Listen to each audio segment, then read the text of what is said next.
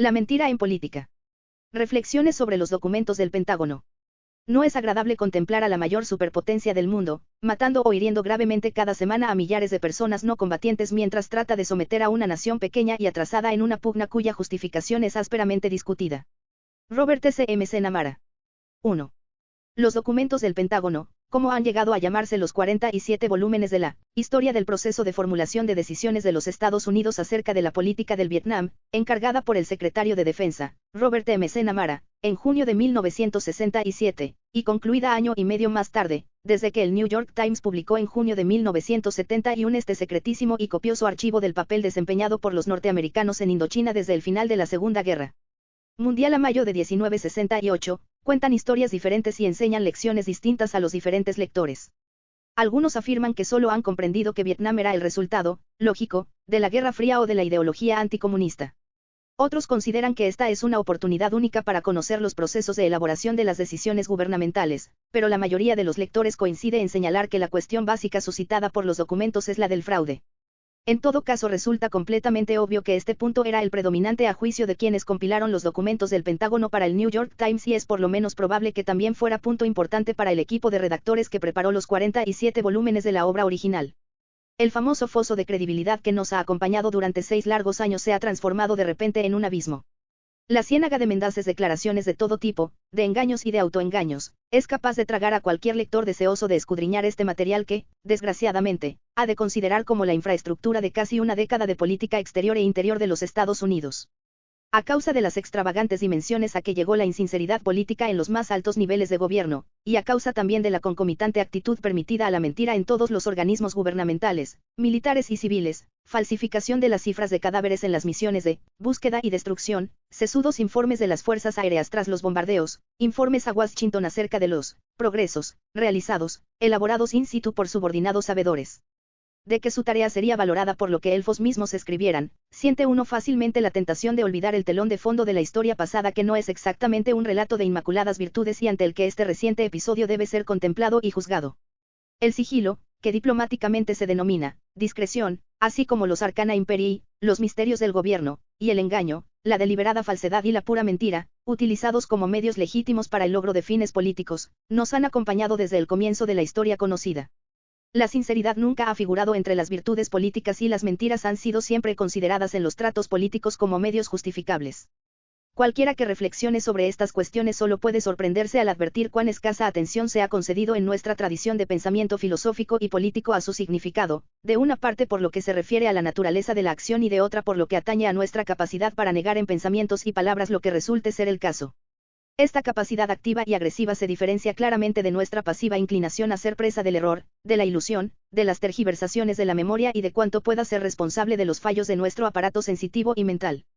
Una característica de la acción humana es la de que siempre inicia algo nuevo y esto no significa que siempre pueda comenzar a beobo, crear ex nihilo. Para hallar espacio a la acción propia es necesario antes eliminar o destruir algo y hacer que las cosas experimenten un cambio. Semejante cambio resultaría imposible si no pudiésemos eliminarnos mentalmente de donde nos hallamos físicamente e imaginar que las cosas pueden ser también diferentes de lo que en realidad son. En otras palabras, la deliberada negación de la verdad táctica, la capacidad de mentir, y la capacidad de cambiar los hechos, la capacidad de actuar, se hallan interconectadas. Deben su existencia a la misma fuente, la imaginación.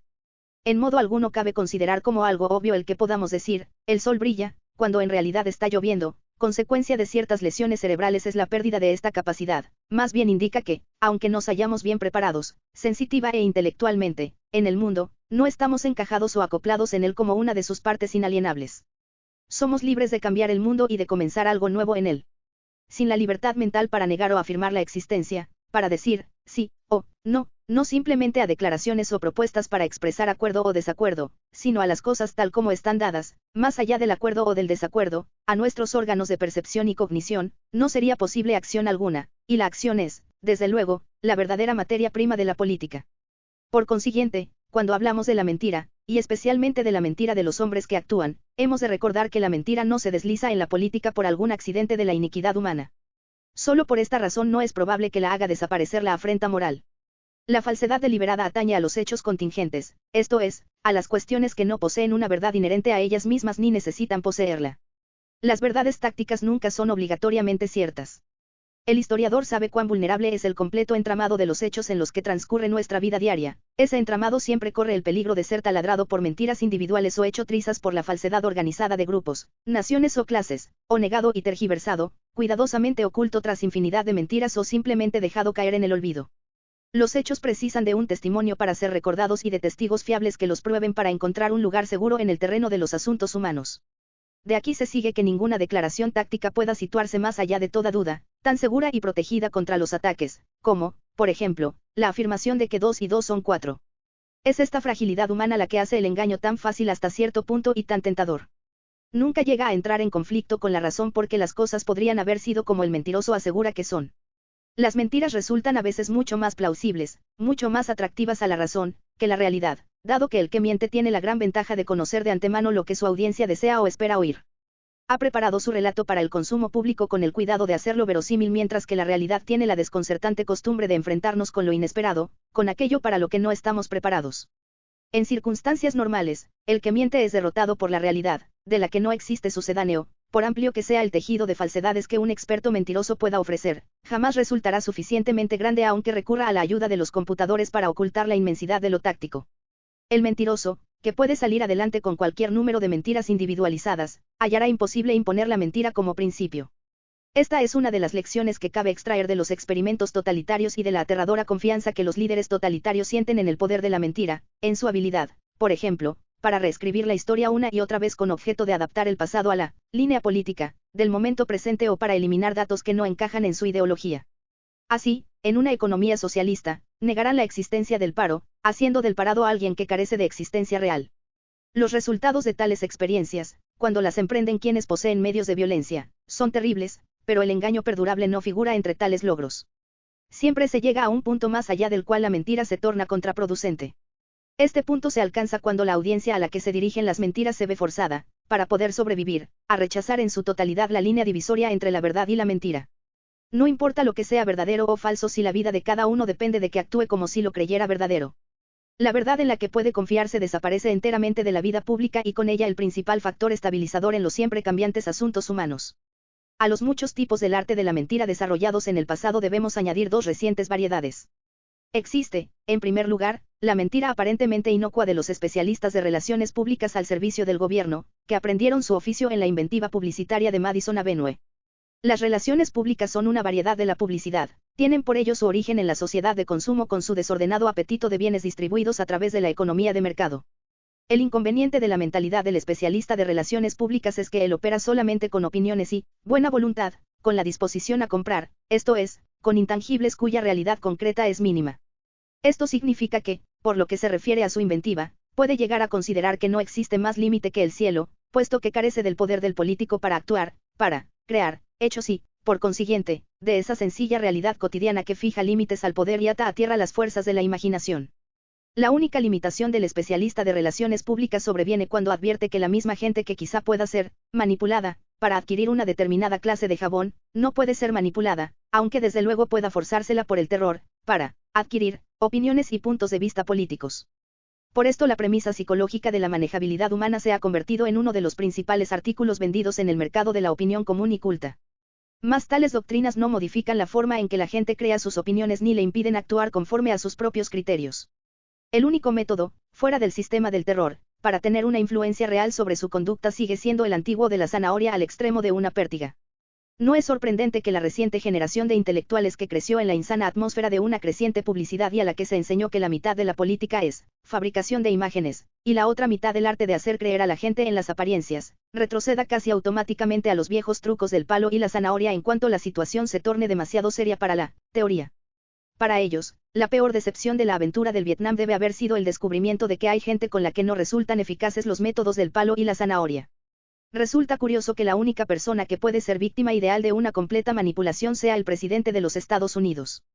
Por obra de la inmensidad de su tarea, debe rodearse de consejeros, los gerentes de la seguridad nacional, como han sido recientemente denominados por Richard J. Barnett, quienes ejercen fundamentalmente su poder, filtrando la información que llega hasta el presidente y proporcionándole una interpretación del mundo exterior. Se siente la tentación de decir que el presidente, supuestamente el hombre más poderoso del país más poderoso, es la única persona de la nación cuya gama de decisiones puede estar predeterminada. Naturalmente esto solo puede suceder si la rama del Ejecutivo ha cortado todos sus contactos con los poderes legislativos del Congreso. En nuestro sistema de gobierno, esta es la consecuencia lógica si el Senado ha sido privado o se muestra escasamente inclinado a hacer uso de sus poderes para participar y aconsejar en la gestión de la política exterior. Una de las funciones del Senado, tal como sabemos, es la de proteger el proceso de elaboración de decisiones contra las tendencias y los caprichos pasajeros de la sociedad en general, en este caso contra las estridencias de nuestra sociedad de consumo y de los especialistas de relaciones públicas que a ella la inclinan. La segunda nueva variedad del arte de mentir, aunque menos frecuente en la vida diaria, desempeña un papel más importante en los documentos del Pentágono. Resulta especialmente efectiva con hombres de categoría, con aquellos que más probablemente pueden hallarse en los puestos superiores de la administración civil. Son estos, según la afortunada frase de Niels Chien, profesionales de la resolución de problemas, y han llegado al gobierno partiendo de las universidades y de algunos tanques de pensamiento, pertrechados algunos con las teorías de juegos y los análisis de sistemas, preparados, pues, en su propia opinión, para resolver todos los problemas de la política exterior. Un significativo número de autores del estudio de McNamara pertenecen a este grupo integrado por 18 jefes militares y 18 civiles extraídos de los tanques de pensamiento, las universidades y los organismos gubernamentales. No eran ciertamente una bandada de palomas, solo unos pocos criticaban el compromiso de los Estados Unidos en Vietnam, y, sin embargo, es a ellos a quienes debemos este sincero, aunque desde luego incompleto, relato de lo que sucedió en el interior de la maquinaria gubernamental. Los solucionadores de problemas han sido caracterizados como hombres de gran autoconfianza que, rara vez dudan de su capacidad para triunfar, y trabajaron junto con los miembros de la clase militar de quienes, la historia señala que son hombres acostumbrados a ganar. No deberíamos olvidar que debemos al esfuerzo de los solucionadores de problemas, en su imparcial autoexamen, raro entre tales personas, el hecho de que los intentos de los actores por ocultar su papel tras una pantalla de secreto autoprotector, al menos hasta haber completado sus memorias, el más engañoso género de literatura de nuestro siglo, se hayan visto frustrados. La integridad básica de quienes escribieron el informe está más allá de toda duda. Recibieron del secretario McNamara el encargo de redactar un informe, enciclopédico y objetivo, y de dejar que las fichas cayeran donde fuera. Pero estas cualidades morales que merecen admiración no les impidieron evidentemente participar durante muchos años en un juego de engaños y falsedades. Confiados en su puesto, en su educación y en su obra, mintieron, quizá por culpa de un errado patriotismo, pero lo cierto es que mintieron, no tanto por su país, desde luego no por la supervivencia de su país, que jamás estuvo en entredicho, como por la imagen de su país. A pesar de su indudable inteligencia, manifestada en muchos memorándums redactados por sus plumas, creyeron también que la política no era más que una variedad de las relaciones públicas y aceptaron esta creencia con todas las curiosas premisas psicológicas subyacentes. Sin embargo, diferían obviamente de los habituales fabricantes de imágenes. La diferencia descansa en el hecho de que eran solucionadores de problemas. No solo eran inteligentes, sino que se enorgullecían de ser racionales, y, hasta un grado bastante aterrador, llegaron a estar por encima del sentimentalismo, y enamorados de la teoría, del mundo del puro esfuerzo mental. Ansiaban hallar fórmulas, preferiblemente expresadas en lenguaje pseudomatemático, que unificaran los fenómenos más dispares con los que les enfrentaba la realidad, esto es, se mostraban dispuestos a descubrir leyes, mediante las cuales pudieran explicar y predecir los hechos políticos e históricos como si fueran necesarios y, por consiguiente, tan fiables como los físicos creyeron antaño que eran los fenómenos naturales. Pero, a diferencia del científico de la naturaleza que aborda materias que, cualesquiera que sea su origen, no están hechas por el hombre ni ordenadas por el hombre y que pueden, por tanto, ser observadas, comprendidas y eventualmente modificadas, solo a través de la más meticulosa lealtad a la realidad dada y táctica, el historiador como el político abordan problemas humanos que deben su existencia a la capacidad del hombre para la acción y esto atañe a la relativa libertad del hombre respecto de las cosas tal como son. Los hombres que actúan en la medida en que se sienten dueños de su propio futuro sentirán siempre la tentación de adueñarse del pasado. Si experimentan el apetito por la acción y están a la vez enamorados de las teorías, difícilmente poseerán además la paciencia del científico de la naturaleza para esperar hasta que las teorías y explicaciones hipotéticas sean comprobadas o negadas por los hechos. En vez de eso, experimentarán la tentación de encajar su realidad, que, al fin y al cabo, ha sido hecha por el hombre y, por consiguiente, podría haber sido de otra manera, en su teoría, desprendiéndose así de su desconcertante contingencia. La aversión de la razón a la contingencia es muy fuerte. Fue Hegel, el padre de los grandiosos esquemas históricos, quien sostuvo que la contemplación filosófica no tiene otro propósito que el de eliminar lo accidental.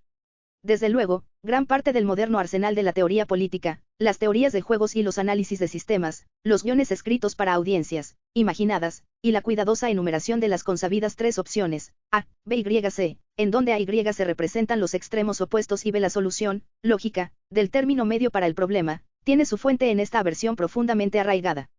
La falacia de semejante pensamiento comienza cuando se fuerza la elección entre dilemas mutuamente excluyentes. La realidad nunca se nos presenta con nada tan claro como las premisas para unas conclusiones lógicas. El tipo de pensamiento que presenta a Y como indeseables y que, por consiguiente, acepta B difícilmente sirve para otro fin que el de desviar la mente y cerrar el juicio ante la multitud de posibilidades reales. Lo que estos, solucionadores de problemas, tienen en común con los vulgares mentirosos es su intención de desembarazarse de los hechos y la confianza de lograrlo gracias a la inherente contingencia de tales hechos. La verdad de la cuestión es que esto jamás puede lograrse mediante ninguna teoría o manipulación de la opinión, como si fuera posible eliminar del mundo un hecho solo con que gente suficiente creyera en su inexistencia. Solo es posible gracias a una destrucción radical, como en el caso del asesino que, afirma, que la señorita Smith ha muerto y entonces la mata. En el terreno político semejante destrucción tendría que ser total. Es innecesario decir que jamás ha existido, a ningún nivel de gobierno, tal voluntad de destrucción total, a pesar del terrible número de crímenes de guerra cometidos en el curso de la contienda de Vietnam. Pero incluso cuando esta voluntad ha existido, como en los casos de Hitler y de Stalin, el poder para realizarla tendría que haber alcanzado la omnipotencia. Para eliminar el papel que Trotsky desempeñó en la Revolución Rusa no bastaba matarlo y borrar su nombre de todos los archivos rusos, si al mismo tiempo no se podía matar a todos sus contemporáneos y extender ese poder a todas las bibliotecas y a todos los archivos de todos los países de la Tierra. 2. Más que sus errores de cálculo, son notas esenciales de los documentos del Pentágono su encubrimiento, su falsedad y su condición de mentira deliberada. La confusión que se comete cuando se concede más importancia a los primeros es debida probablemente al hecho extraño de que las decisiones erróneas y las declaraciones insinceras se hallaban en contradicción consistente con los precisos documentos de los servicios de información, al menos tal como estos aparecen en la edición de Bantam. El punto crucial no es simplemente que esa política de mentiras casi nunca estuviera orientada hacia el enemigo, los documentos no revelan ningún secreto militar protegido por la ley de espionaje, sino que se hallaba destinada principal, si no exclusivamente, al consumo doméstico, a la propaganda en el interior del país y especialmente formulada con la finalidad de engañar al Congreso. El incidente del Golfo de Tonkin, del que el enemigo conocía todos los hechos mientras que la Comisión Senatorial de Asuntos Exteriores los ignoraba, es un ejemplo relevante en este caso. Más interesante aún es que casi todas las decisiones de esta desastrosa empresa fueran adoptadas con completo conocimiento del hecho de que probablemente no podrían ser llevadas a la práctica. Por eso tuvieron que ser constantemente modificados los objetivos. Al principio existían unos fines abiertamente declarados: lograr que el pueblo de Vietnam del Sur pueda determinar su futuro, o ayudar al país a ganar su combate contra la conspiración comunista, o contener a China y evitar el efecto de la teoría de las fichas de dominó o la protección de la reputación de Norteamérica como fiadora de la contrasubversión. A estos objetivos añadió Dean Rusk posteriormente el de impedir el estallido de la Tercera Guerra Mundial, aunque este propósito parece no hallarse en los documentos del Pentágono o no haber desempeñado un papel en la relación de los hechos tal como nosotros los conocemos. La misma flexibilidad determina consideraciones tácticas. Vietnam del Norte es bombardeado para impedir un colapso de la moral nacional, pp 312, en el sur y, particularmente, el derrumbamiento del gobierno de Saigón. Pero cuando llegó el momento de comenzar los ataques el gobierno ya se había derrumbado, en Saigón reinaba un pandemonio, y los bombardeos tuvieron que ser aplazados y buscado un nuevo objetivo, pp 392. Ahora el propósito era obligar a Hanoi a detener al Vietcong y al Pathet Lao, finalidad que ni siquiera esperaba lograr la Junta de Jefes de Estado Mayor. Tal como afirmaron estos, sería ocioso deducir que estos esfuerzos tengan un efecto decisivo, pp 240. A partir de 1965 la noción de una victoria clara se desvaneció en el panorama y surgió un nuevo objetivo: convencer al enemigo de que él no podría ganar. El subrayado es de la autora. Y como el enemigo no se dejó convencer, apareció una nueva finalidad: evitar una derrota humillante, como si la característica distintiva de una derrota en una guerra fuese la simple humillación. Lo que los documentos del Pentágono denotan es el obsesionante miedo al impacto de la derrota, no sobre el bienestar de la nación, sino en la reputación de los Estados Unidos y de su presidente. El subrayado es de la autora. De la misma manera, poco tiempo antes, durante las discusiones en torno a la conveniencia de utilizar contra Vietnam del Norte tropas terrestres, el argumento dominante no fue el temor a la derrota en sí mismo ni la preocupación por la suerte de las tropas en el caso de una retirada, sino, una vez que estén allí las tropas norteamericanas será difícil retirarlas, sin admitir la derrota. El subrayado es de la autora, pp 437.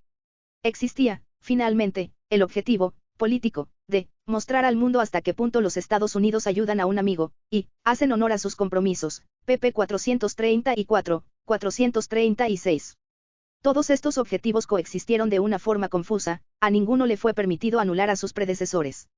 Cada uno se dirigía a una audiencia diferente y para cada uno había de elaborarse un guión diferente. La tantas veces citada relación de los objetivos norteamericanos en 1965, formulada por John T. M. Naughton, 70%. Evitar una derrota humillante, para nuestra reputación como fiadores. 20%. Mantener el territorio de Vietnam del Sur y las zonas adyacentes libres de los chinos. 10%. Permitir que el pueblo de Vietnam del Sur disfrutara de un estilo de vida mejor y más libre, pp. 432, resulta refrescante por su honradez, pero fue probablemente redactada para llevar algo de orden y de claridad a las discusiones en torno a la conturbadora cuestión de por qué estábamos realizando una guerra en Vietnam. En el borrador de un memorándum anterior 1964, M. Naughton había mostrado, quizá inconscientemente, cuán escasa era su fe, incluso en aquella primera fase de la sangrienta confrontación, en la posibilidad de lograr alguno de los objetivos sustanciales. Si Vietnam del Sur se desintegrara completamente a nuestro lado, deberíamos tratar de mantenerlo unido el tiempo suficiente para poder evacuar a nuestras fuerzas y convencer al mundo para que aceptara la singularidad, y la imposibilidad congénita, del caso sudvietnamita. El subrayado es de la autora, pp. 368.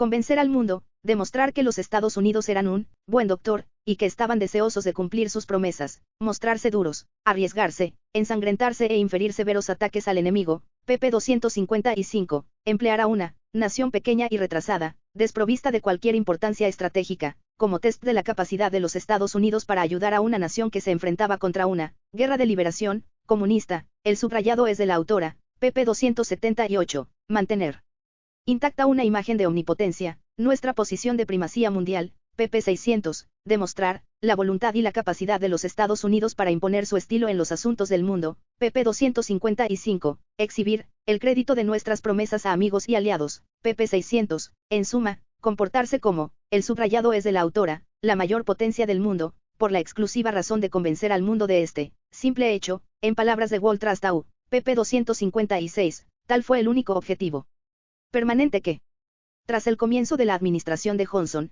relegó a un segundo plano los restantes objetivos y teorías, tanto la de las fichas del dominó y la de la estrategia anticomunista de las fases iniciales del periodo de la Guerra Fría como la de la estrategia de la contrasubversión a la que tan inclinada se mostró la administración de Kennedy.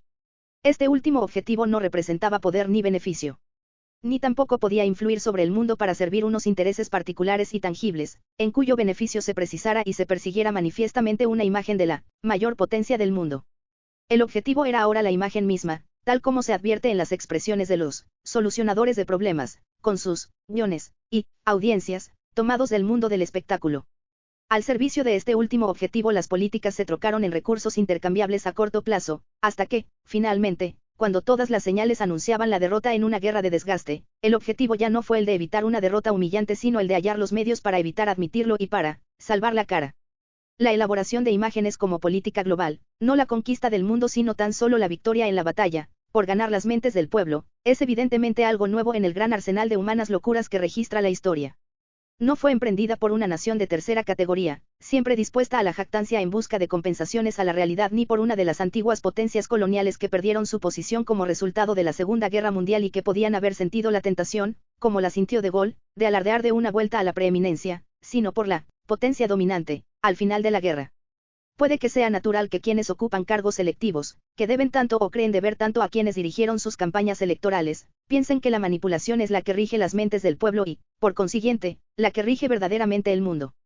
El rumor, recientemente divulgado en la sección Notes and Comments de The New Yorker, según el cual, la administración de Nixon Agnew planeaba una campaña organizada y dirigida por Eric Klein, su jefe de comunicaciones, para destruir el crédito de la prensa antes de las elecciones presidenciales de 1972, se halla perfectamente alineado con esta mentalidad de relaciones públicas. Lo que sorprende es el fervor de esos grupos de intelectuales, que ofrecieron su entusiástica ayuda en esta imaginaria empresa, quizá porque se sintieron fascinados por la magnitud de los ejercicios mentales que parecía exigir. Una vez más puede ser solo natural para los solucionadores de problemas, no percatarse de las incalculables miserias que sus soluciones, programas de pacificación y traslado de poblaciones, defoliación, napalm y explosivos del tipo antipersonal, reservaban para un amigo, que necesitaba ser salvado, y para un enemigo, que, hasta que no le atacamos, careció de la voluntad y del poder de serlo. Pero dado que a ellos les importan las mentes del pueblo, sigue siendo sorprendente que ninguno advirtiera que el mundo podía sentirse aterrado cuando se mostrara hasta qué punto llegaban los Estados Unidos para hacer honor a su amistad y a los compromisos contraídos. pp. 436. Ni la realidad ni el sentido común penetraron en las mentes de los solucionadores de problemas, quienes, infatigablemente, prepararon sus guiones para relevantes audiencias, con objeto de modificar sus opiniones, los comunistas, que deben sentir fuertes presiones, los sudvietnamitas, cuya moral debe sentirse reforzada, nuestros aliados, que deben confiar en nuestra capacidad para cumplir los compromisos, y el público norteamericano, que debe respaldar el riesgo que corren las vidas y el prestigio de los Estados Unidos. pp. 438. Sabemos hoy hasta qué punto fueron mal juzgadas esas audiencias. Según Richard J. Barnett, en su excelente contribución al libro Washington Plans an Aggressive War, la guerra se tornó un desastre porque los responsables de la seguridad nacional se equivocaron respecto de cada audiencia. Pero el mayor y desde luego el básico error de juicio consistió en recurrir a audiencias respecto de la guerra para decidir cuestiones militares desde una perspectiva política y de relaciones públicas, donde por política se entiende la perspectiva de la próxima elección presidencial y por relaciones públicas, la imagen de los Estados Unidos ante el mundo, y pensar no en los riesgos reales sino en las técnicas para minimizar el impacto de los malos resultados. Entre estas técnicas se recomendó la creación de ofensivas de diversión en alguna otra parte del mundo, junto con el lanzamiento de un programa contra la pobreza en las zonas subdesarrolladas, pp. 438. Ni por un momento se le ocurrió a M. C. Naughton, autor de este memorándum y, sin duda, un hombre extraordinariamente inteligente, que sus diversiones, a diferencia de las del espectáculo, habrían tenido graves consecuencias totalmente imprevisibles. Habrían alterado el mundo en el que se movían y realizaban su guerra los Estados Unidos. Es este distanciamiento de la realidad lo que obsesionará al lector de los documentos del Pentágono que tenga la paciencia de llegar hasta su final. Barnett, en el trabajo ya mencionado, dice al respecto, el modelo burocrático había desplazado completamente a la realidad, se ignoraron los hechos inquebrantables e inflexibles por cuyo conocimiento se había pagado tanto a tantos inteligentes analistas. No tengo la seguridad de que basten para explicar la situación las calamidades de la burocracia, aunque éstas ciertamente facilitaron el enmascaramiento de la realidad. En cualquier caso, la relación, o más bien la ausencia de relación, entre hechos y decisiones, entre los servicios de información y los servicios civiles y militares es quizá el más trascendental secreto y ciertamente el mejor guardado de los que revelaron los documentos del Pentágono. Sería muy interesante conocer lo que permitió a los servicios de información permanecer tan próximos a la realidad en esta atmósfera de Alicia en el País de las Maravillas, que los documentos atribuyen a las extrañas operaciones del gobierno de Saigón, pero que ahora parece corresponder más exactamente al mundo irreal en el que se formulaban los objetivos políticos y las decisiones militares.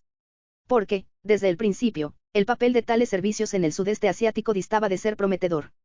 En el comienzo de los documentos del Pentágono hallamos transcrita la decisión de embarcarse en una encubierta actividad bélica, adoptada durante los primeros años de la administración de Eisenhower, cuando el Ejecutivo aún creía que era necesaria la autoridad del Congreso para iniciar una guerra. Eisenhower era lo suficientemente anticuado como para creer en la Constitución. Se reunió con los dirigentes del Congreso y se mostró contrario a una intervención abierta porque fue informado de que el Congreso no apoyaría semejante decisión, pp. 5 y 11.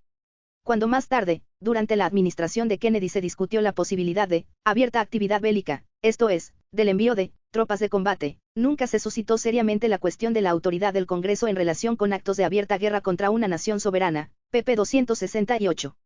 Incluso cuando, bajo Johnson, algunos gobiernos extranjeros fueron enteramente informados de nuestros planes de bombardear Vietnam del Norte, parece que, por el contrario, los dirigentes del Congreso nunca fueron informados ni consultados, pp. 334 a 335.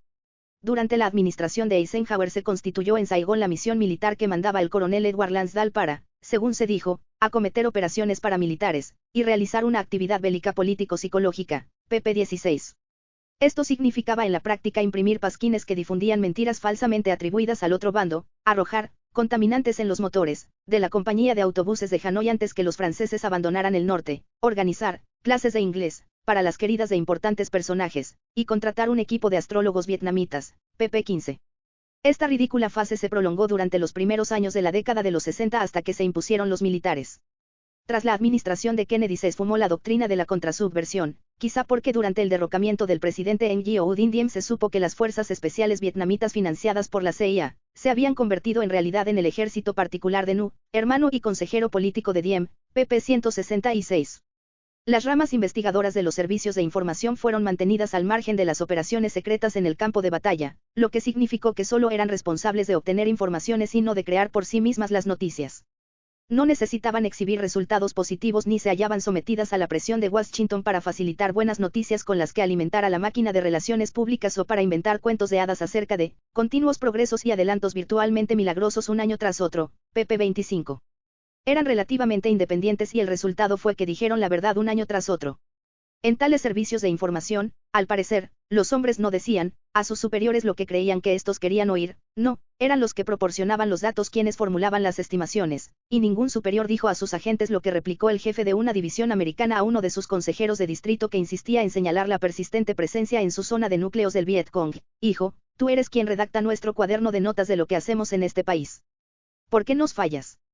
Parece también que quienes eran responsables de las estimaciones de los servicios de información estaban muy alejados de los solucionadores de problemas, del desdén de estos por la realidad y del carácter accidental de todos los hechos. El precio que pagaron por la ventaja de su objetividad fue el de que sus informes no tuvieran influencia alguna en las decisiones y propuestas del Consejo Nacional de Seguridad. Después de 1963 el único rastro discernible del periodo de la guerra secreta es la infame estrategia de provocación, es decir, de un completo programa de intentos deliberados de provocar a la RDV, República Democrática de Vietnam, del Norte, para que ésta emprendiera acciones a las que pudiera replicarse entonces con una sistemática campaña aérea de los Estados Unidos, pp 313. Estas tácticas no pueden ser consideradas astucias de guerra. Son típicas de la policía secreta y llegaron a ser tan notorias como contraproducentes en los últimos días de la Rusia zarista, cuando los agentes de la Ojrana, al organizar asesinatos espectaculares, servían, pese a ellos mismos, a las ideas de aquellos a quienes denunciaban. 3. Es total la divergencia entre los hechos, formulados por los servicios de inteligencia y a veces por los mismos que decidían, como sucedió especialmente en el caso de MC Namara, y a menudo accesibles al público informado, y las premisas, teorías e hipótesis según las cuales se elaboraban finalmente las decisiones. Solo si tenemos bien presente la totalidad de esta divergencia podremos comprender el alcance de nuestros fracasos y desastres a lo largo de estos años. Por esta razón recordaré al lector algunos destacados ejemplos. El de la teoría del dominó, enunciada por vez primera en 1950, pp 6, y a la que, como ya se ha dicho, se permitió sobrevivir a los más trascendentales acontecimientos. Cuando el presidente Johnson preguntó en 1964, ¿caería necesariamente el resto del sudeste asiático si Laos y Vietnam del Sur cayeran bajo el control de Vietnam del Norte? La respuesta de la CIA fue la siguiente: con la posible excepción de Camboya, es probable que ninguna nación de la zona sucumbiese ante el comunismo como consecuencia de la caída de Laos y de Vietnam del Sur, pp 253 a 254. Cuando 5 años más tarde la administración de Nixon formuló la misma pregunta, la Agencia Central de Inteligencia señaló que si los Estados Unidos se retiraban inmediatamente de Vietnam del Sur, todo el sudeste asiático permanecería tal como se hallaba durante una generación por lo menos. Según los documentos del Pentágono, solo la Junta de Jefes de Estado Mayor, Walt W.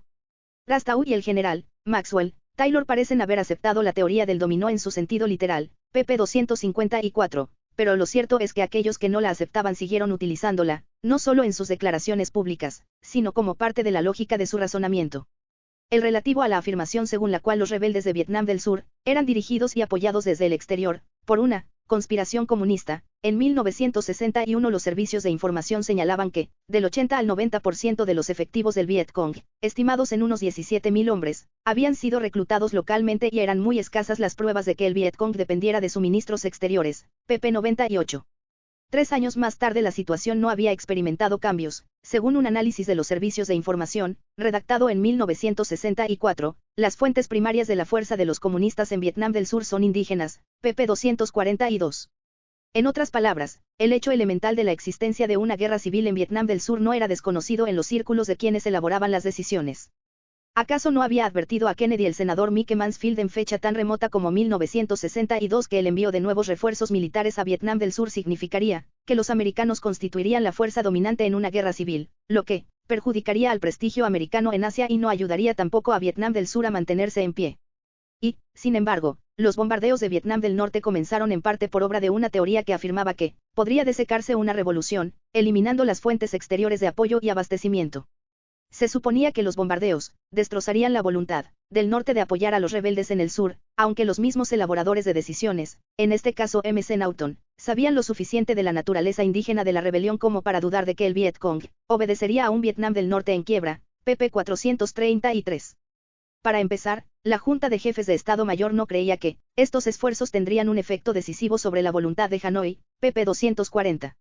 En 1965, según un informe de M.C. Namara, los miembros del Consejo Nacional de Seguridad coincidían en señalar que no era probable que Vietnam del Norte cediera, y que, en cualquier caso, renunciarían más probablemente a la guerra por obra del fracaso del Vietcong en el sur que por el dolor producido por las bombas en el norte, pp. 407. Finalmente hay que citar, en orden de importancia solo precedido por el de la teoría del dominó, el ejemplo de la gran estrategia basada en la creencia en una conspiración mundial del comunismo monolítico y la existencia de un bloque chino-soviético, junto con la hipótesis del expansionismo chino. La noción de que China debía ser contenida ha sido refutada en 1971 por el presidente Nixon, pero hace más de 4 años M.C. Namara escribió, en la medida en que nuestra intervención original y nuestras acciones actuales en el Vietnam fueron motivadas por la reconocida necesidad de trazar una línea contra el expansionismo chino en Asia, nuestro objetivo ha sido ya alcanzado, pp. 583. Y solo 2 años antes había afirmado que el propósito de Estados Unidos en Vietnam del Sur era, no, ayudar a un amigo, sino contener a China, pp. 342. Los críticos de la guerra han denunciado todas estas teorías en razón de su enfrentamiento con la realidad conocida, tal como la inexistencia de un bloque chino-soviético, sabida por cualquiera que esté familiarizado con la Revolución China y con la resuelta oposición de Stalin a esta, o como el fragmentario carácter del movimiento comunista desde el final de la Segunda Guerra Mundial.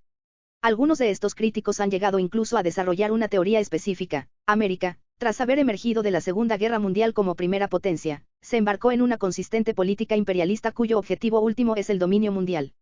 La ventaja de esta teoría es que podría explicar la ausencia del interés nacional en toda la empresa. Característica de los propósitos imperialistas ha sido siempre el de no hallarse guiados ni limitados por los intereses nacionales y las fronteras territoriales. Difícilmente, sin embargo, serviría para explicar el hecho de que este país haya insistido estúpidamente en echar a perder sus recursos en un lugar erróneo, como George Ball, subsecretario de Estado en la administración de Johnson y el único consejero que se atrevió a romper el tabú y recomendar la retirada inmediata, tuvo el valor de decir al presidente en 1965, pp. 414. Claramente este no es un caso de medios limitados para lograr fines excesivos, pp. 584. Era excesivo para una superpotencia sumar otro pequeño país a su sarta de estados clientes o ganar una victoria sobre una nación pequeña y atrasada. Este es, más bien, un increíble ejemplo de utilización de medios excesivos para lograr fines limitados en una región de interés marginal. Fue precisamente esta inevitable impresión de vacilante sin razón la que llevó finalmente al país a la convicción, extendida y firme de que el establishment está loco. Sentimos que estamos tratando de imponer una imagen de los Estados Unidos a lejanos pueblos que no podemos comprender, y que estamos llevando este asunto hasta extremos inconcebibles, como M.C. Naughton escribió en 1967, pp. 534 a 535. En todo caso, la edición de Bantam de los documentos del Pentágono no contiene nada que apoye la teoría de una grandiosa estrategia imperialista. Solo 2 veces se menciona la importancia de las bases terrestres, marítimas y aéreas, tan decisivamente relevantes para la estrategia imperialista. Una vez la cita es de la Junta de Jefes de Estado Mayor, que señala que nuestra capacidad en una guerra limitada se vería, marcadamente, reducida si de la pérdida del territorio continental del sudeste asiático resultara la pérdida de las bases aéreas, terrestres y marítimas, pp. 153. Y en otra ocasión se menciona en el informe de M.C. Namara de 1964 que afirma explícitamente, no exigimos que Vietnam del Sur sirva como base occidental o como miembro de una alianza occidental. El subrayado es de la autora, pp. 278. Las únicas declaraciones públicas del gobierno americano durante esta época, formuladas casi como si fueran el Evangelio, fueron las afirmaciones a menudo repetidas, muchísimo menos plausibles que otras nociones de relaciones públicas, según las cuales no buscábamos ganancias territoriales ni otros beneficios tangibles. Y esto no quiere decir que tras el colapso de las antiguas potencias coloniales hubiera sido imposible una genuina política global americana de características imperialistas. Los documentos del Pentágono, generalmente tan desprovistos de noticias espectaculares, revelan un incidente que parece indicar cuán considerables eran las posibilidades de una política global, desechada para constituir una imagen de los Estados Unidos y para ganar las mentes populares. Según un telegrama de un diplomático americano en Hanoi, en 1945 y 1946 Ho Chi Minh escribió varias cartas al presidente Truman, solicitando de los Estados Unidos apoyo a la idea de una independencia anamita, conforme al ejemplo de Filipinas, que examinara el caso anamita y que adoptara las medidas necesarias para el mantenimiento de la paz mundial, puesta en peligro por los esfuerzos franceses para reconquistar Indochina. El subrayado es de la autora, pp. 4, 26. Es cierto, varias cartas similares fueron dirigidas a otros países, China, Rusia y Gran Bretaña, ninguno de los cuales, sin embargo, hubiera podido proporcionar la protección solicitada, y que habría colocado a Indochina en la misma posición semiautónoma de otros estados clientes de los Estados Unidos. Un segundo incidente, tan sorprendente como este, mencionado entonces por el Washington Post, fue señalado en las Especial China Series, los documentos publicados por el Departamento de Estado en agosto de 1969, pero solo llegó a conocimiento del público cuando lo describió Terence Smith en el New York Times. Al parecer, en enero de 1945, Mao y Zhou Enlai recurrieron al presidente Roosevelt, tratando de establecer relaciones con los Estados Unidos para evitar una total dependencia respecto de la Unión Soviética. El subrayado es de la autora. Parece que Ho Chi Minh jamás recibió respuesta y la información sobre la gestión china fue suprimida porque, como ha comentado el profesor Allen Whiting, contradecía la imagen de un comunismo monolítico dirigido desde Moscú. Aunque los elaboradores de decisiones conocían desde luego los informes de los servicios de inteligencia, cuyas relaciones de hecho se eliminarían de sus mentes un día tras otro, es enteramente posible, en mi opinión, que no estuvieran enterados de la existencia de estos primitivos documentos que hubieran constituido un mentiz a todas sus premisas antes de que éstas crecieran hasta constituir toda una teoría y arruinar al país. Ciertas curiosas circunstancias relativas a la reciente, regular e inesperada desclasificación de documentos muy secretos, apuntan en esta dirección.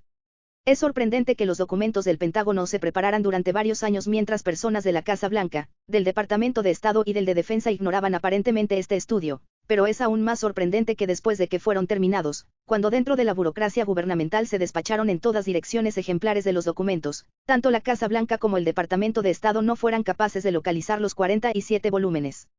Es una clara indicación de que aquellos que deberían haber estado más interesados en lo que el estudio tenía que decir jamás pusieran sus ojos en los documentos. Este hecho arroja alguna luz sobre uno de los más graves peligros de la calificación como secretos de un desmedido número de documentos. No solo se niega a las personas y a sus representantes elegidos el acceso a lo que deben saber para formar una opinión y formular decisiones, sino que los mismos protagonistas, poseedores de una completa autorización para conocer todos los hechos relevantes, permanecen en la más feliz ignorancia de tales hechos.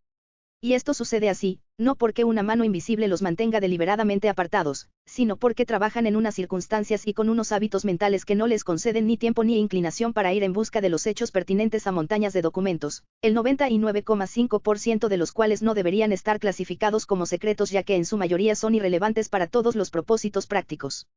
Incluso ahora que la prensa ha llevado a dominio del público cierta proporción de este material considerado como clasificado, y cuando los miembros del Congreso han recibido el estudio completo, no parece que aquellos que más precisarían de esa información hayan leído o incluso quieran leer los documentos. En cualquier caso, la realidad es que, al margen de los compiladores, quienes leyeron los documentos en el Times fueron los primeros que los estudiaron. Esto conduce a meditar sobre la firme noción según la cual el gobierno necesita los arcana imperii para poder actuar adecuadamente. Si los misterios del gobierno han oscurecido las mentes de sus ejecutantes hasta el punto de que ya no conocen ni recuerdan la verdad tras sus encubrimientos y sus mentiras, esta operación de engaño, por bien organizadas que estén sus maratonianas campañas informativas, en palabras de Dean Rusk, y por sofisticadas que sean las artimañas publicitarias, concluirá por encallar o tornarse contraproducente, esto es, llegará a confundir sin convencer. El inconveniente de la mentira y del engaño es que su eficacia descansa enteramente sobre una clara noción de la verdad que el que miente y quien engaña desean ocultar. En este sentido, la verdad, incluso si no prevalece en público, posee una irradicable primacía sobre todas las falsedades. En el caso de la guerra del Vietnam, nos enfrentamos, además de a falsedades y confusiones, a una ignorancia verdaderamente sorprendente y enteramente sincera de los antecedentes históricos pertinentes. Quienes formulaban las decisiones no solo parecían ignorar todos los bien conocidos hechos de la Revolución China y la pugna entre Moscú y Pekín iniciada hacía una década, sino que, nadie en la cumbre conocía o consideraba importante el hecho de que los vietnamitas hubiesen estado luchando contra invasores extranjeros durante casi 2000 años, y que la noción de Vietnam como una nación pequeña y atrasada, sin interés para las naciones civilizadas, desgraciadamente compartida a menudo por los críticos de la guerra, se halla en flagrante contradicción con la muy antigua y desarrollada cultura de la región. De lo que Vietnam carece no es de cultura, sino de importancia estratégica. Indochina está desprovista de objetivos militares decisivos, como afirmaba en 1954 un memorándum de la Junta de Jefes de Estado Mayor, PP2, de un terreno conveniente para los modernos ejércitos mecanizados y de blancos satisfactorios para las fuerzas aéreas.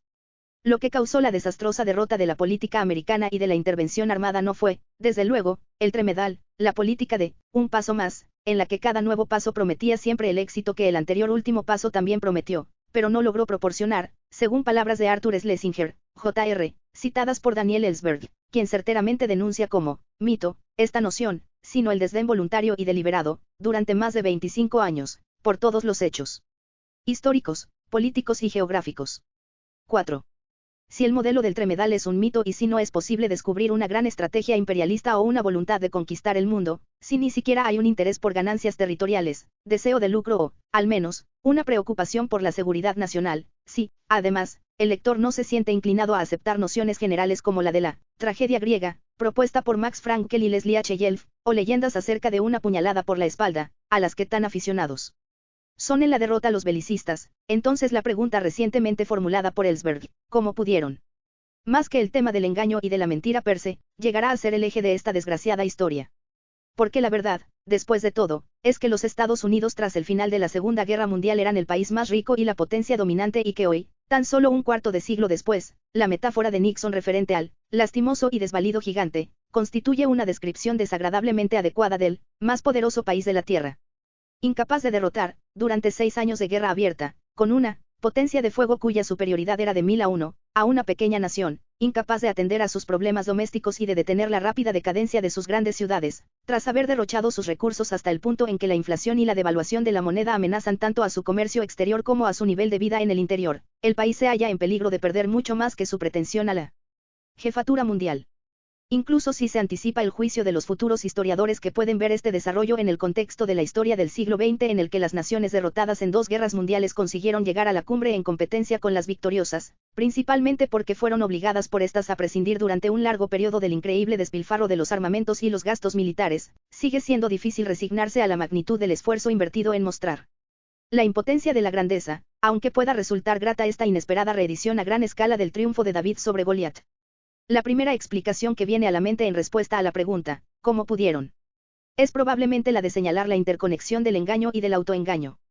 En la pugna entre las declaraciones públicas, siempre superoptimistas, y los informes ciertos de los servicios de información, persistentemente fríos y ominosos, las declaraciones públicas estaban abocadas a ganar simplemente porque eran públicas. La gran ventaja que las afirmaciones públicamente establecidas y aceptadas tienen sobre lo que un individuo pueda conocer secretamente y creer que es cierto, fue claramente ilustrada por una anécdota medieval que refería cómo un centinela, encargado de vigilar y advertir a una población de la aproximación del enemigo, lanzó en broma una falsa alarma y fue después el último en correr a las murallas para defender la ciudad de los enemigos que él mismo había inventado. De aquí cabe concluir que cuanto más éxito tenga un mentiroso y mayor sea el número de los convencidos, más probable será que acabe por creer sus propias mentiras.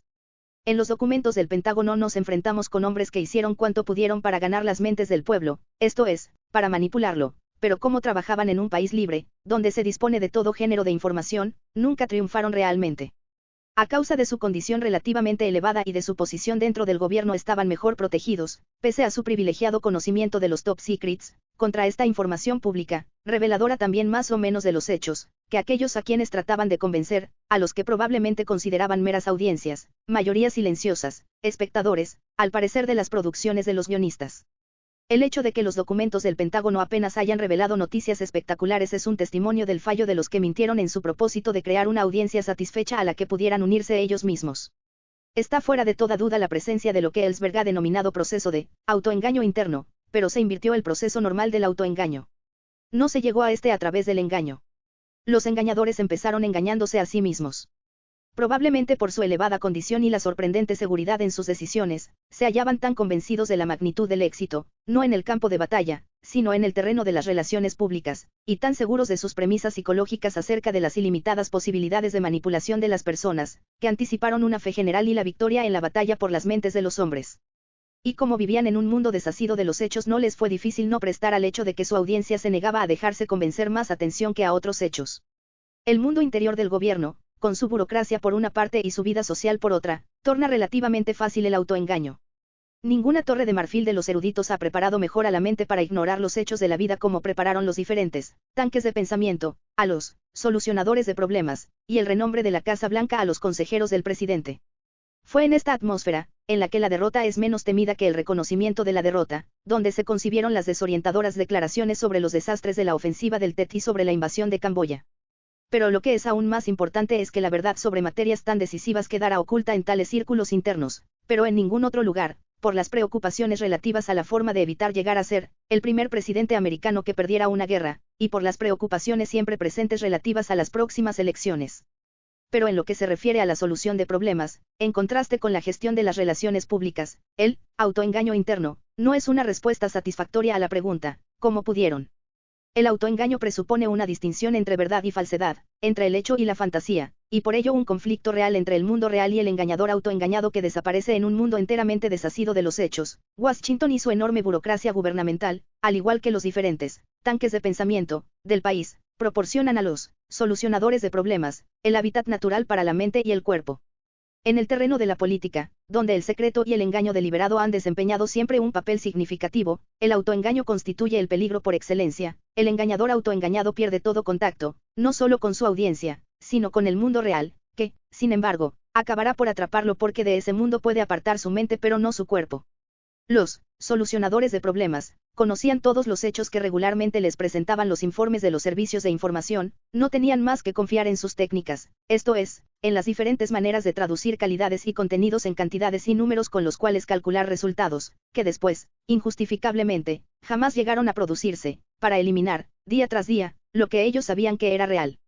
La razón de que este sistema funcionara durante muchos años es precisamente la de que, los objetivos perseguidos por el gobierno de los Estados Unidos eran casi exclusivamente psicológicos, esto es, cuestiones de la mente. Cuando se leen los memorándums, las opciones, los guiones, los diferentes porcentajes atribuidos a los riesgos potenciales y a los posibles resultados, demasiados riesgos para tan escasos resultados, pp. 576, de acciones previstas, se tiene a veces la impresión de que en el sudeste asiático se dejó suelto, más que a un grupo de formuladores de decisiones, a un computador.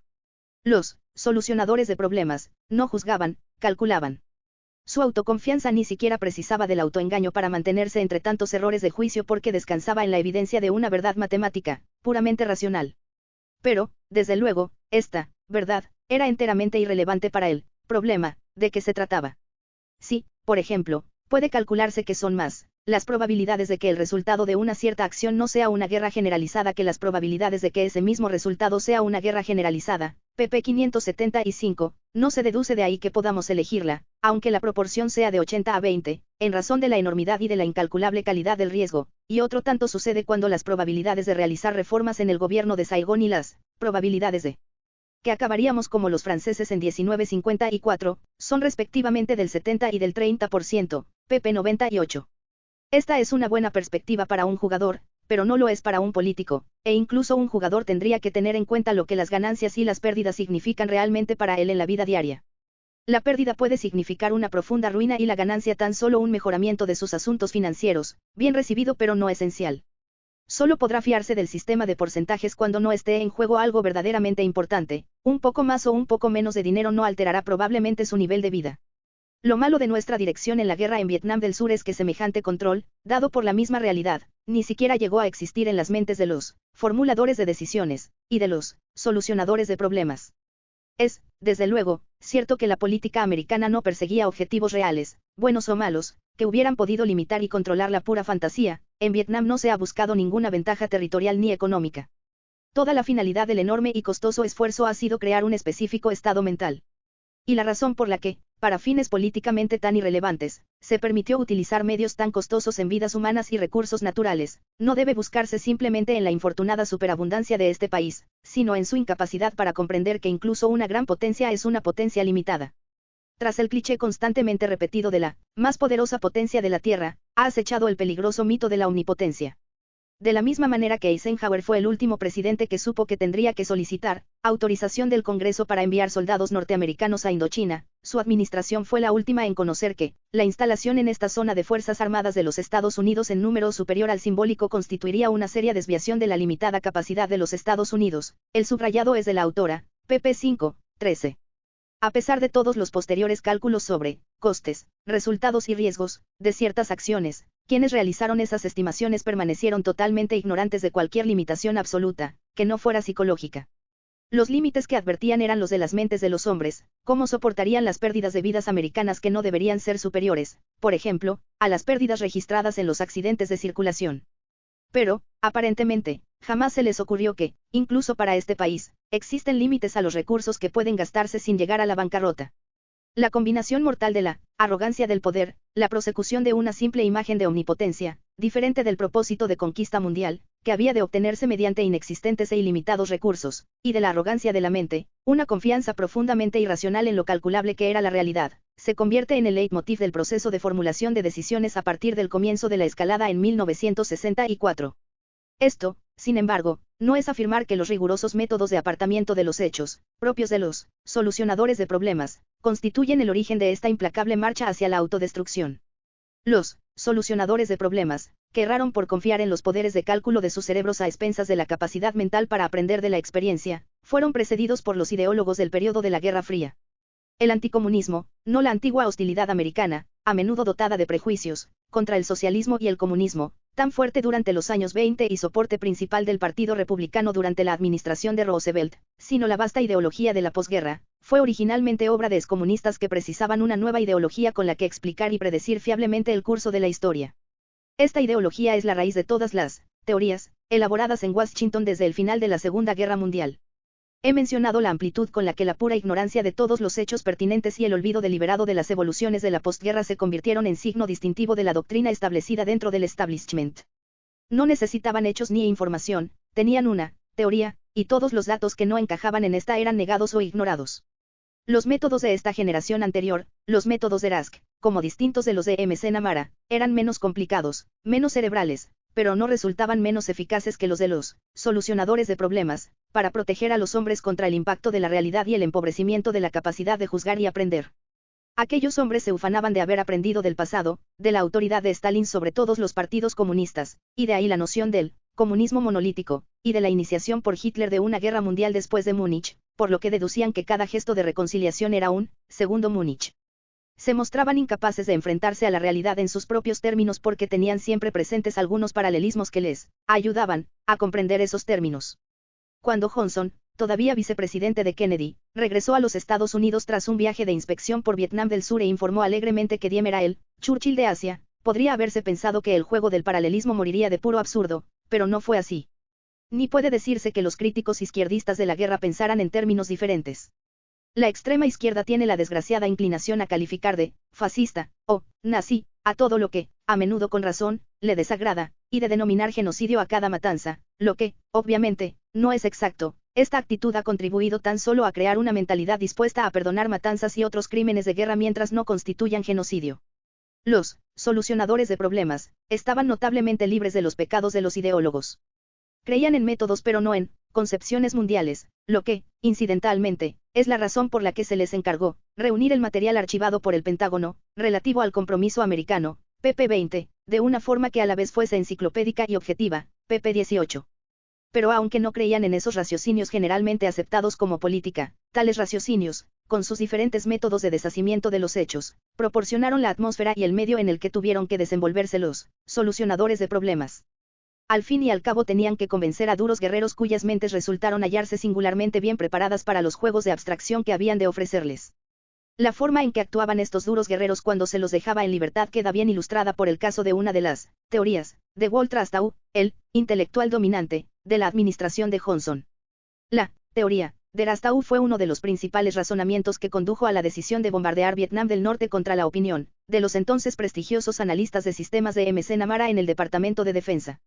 Su teoría se basaba, al parecer, en la opinión de Bernard Fall, uno de los más agudos observadores y también uno de los críticos de la guerra. Este había sugerido que Ho Chi Minh podría desautorizar la guerra en el sur si algunas de sus nuevas industrias se convirtieran en objetivos de ataques aéreos. El subrayado es de la autora. Era una hipótesis, una posibilidad real, que había de ser confirmada o refutada. Pero esta observación tuvo la desgracia de encajar muy bien en las teorías de Rastow sobre la lucha de guerrillas y fue transformada en hecho. El presidente Ho Chi Minh tiene un complejo industrial que proteger, ya no es un jefe de guerrillas sin nada que perder, pp 241. Retrospectivamente este parece ser, a los ojos de quien lo analice, un colosal error de juicio, pp 469, pero lo cierto es que el error de juicio se tornó colosal solo porque nadie deseó corregirlo a tiempo. Se advirtió muy rápidamente que el país no se hallaba suficientemente industrializado para sufrir ataques aéreos en una guerra limitada cuyo objetivo, cambiante a lo largo de los años, jamás fue la destrucción del enemigo, sino, característicamente, quebrar su voluntad, y la voluntad del gobierno de Hanoi, tanto si los norvietnamitas poseían lo que, en opinión de Rastow, era una necesaria cualidad del guerrillero, como si no la tenían, se negó a ser quebrada. Este fracaso en la distinción entre una hipótesis plausible y el hecho que debe confirmarla, es decir, el manejo de hipótesis y de simples teorías, como si se tratara de hechos establecidos, tornado endémico en las ciencias psicológicas y sociales durante el periodo en cuestión, carece con seguridad de todo el rigor empleado por quienes utilizaban las teorías de los juegos y los análisis de sistemas. Pero la fuente de ambos fracasos, principalmente la incapacidad o la repugnancia a consultar la experiencia y aprender de la experiencia, es la misma. Esto nos conduce a la raíz de la cuestión que, al menos parcialmente, puede contener la respuesta a la pregunta, ¿cómo pudieron, no solo iniciar estas políticas, sino llevarlas a cabo hasta llegar a su amargo y absurdo final? El apartamiento de los hechos y la técnica de la solución de problemas fueron recibidos porque el desprecio a la realidad era inherente a la política y a los objetivos mismos. ¿Para qué tenían que saber cómo era realmente Indochina cuando solo se trataba de un caso de prueba, o de una ficha de dominó o de un medio de contener a China, o de demostrar que somos la más poderosa de las superpotencias? O tomemos la cuestión de los bombardeos de Vietnam del Norte como objetivo ulterior de reforzar la moral de Vietnam del Sur, pp. 312, sin gran propósito de lograr una clara victoria y de ganar la guerra. ¿Cómo podrían interesarse en algo tan real como una victoria cuando realizaban una guerra, no para conseguir beneficios territoriales o económicos, menos aún por ayudar a un amigo o mantener un compromiso y ni siquiera por la realidad del poder, como distinta a la imagen de este? Cuando se alcanzó esta fase del juego, la premisa inicial según la cual nunca deberíamos considerar la región o el país en sí mismos, inherente a la teoría del dominó, se trocó en la de no considerar nunca al enemigo. Y precisamente en medio de una guerra. El resultado fue que el enemigo, pobre, castigado y doliente, se fortaleció mientras que, el más poderoso país, se debilitaba a cada año que pasaba. Existen hoy historiadores que afirman que Truman lanzó la bomba sobre Hiroshima para ahuyentar a los rusos de Europa Oriental, con los resultados que conocemos. Si esto es cierto, ¿cómo pudo haberlo sido? Podemos localizar los preliminares del desprecio por las consecuencias actuales de una acción en pro de un objetivo calculado ulteriormente en el funesto crimen de guerra con el que concluyó la Segunda Guerra Mundial. La doctrina de Truman, en cualquier caso, y como ha señalado Leslie H. Yelf, describía un mundo lleno de fichas de dominó. 5. Al comienzo de este análisis he tratado de señalar que los aspectos de los documentos del Pentágono que he elegido, los aspectos de engaño, autoengaño, elaboración de imágenes, ideologización y apartamiento de los hechos, no son, en absoluto, las únicas características de los documentos que merecen ser estudiadas y de las que cabe extraer una lección. Existe, por ejemplo, el hecho de que este esfuerzo masivo y sistemático de autoexamen fuera ordenado por uno de los principales ejecutores, el de que pudiera hallarse a 36 hombres para compilar documentos y realizar sus análisis, de los cuales unos pocos habían contribuido a desarrollar o a realizar la política que ahora se les pedía juzgar, pp. 18, el de que uno de los autores, cuando resultó claro que nadie del gobierno deseaba utilizar o siquiera leer los resultados, recurrió al público, proporcionándoselos a la prensa, y el de que los más respetables periódicos del país osaran conceder la más amplia difusión posible a un material calificado como alto secreto.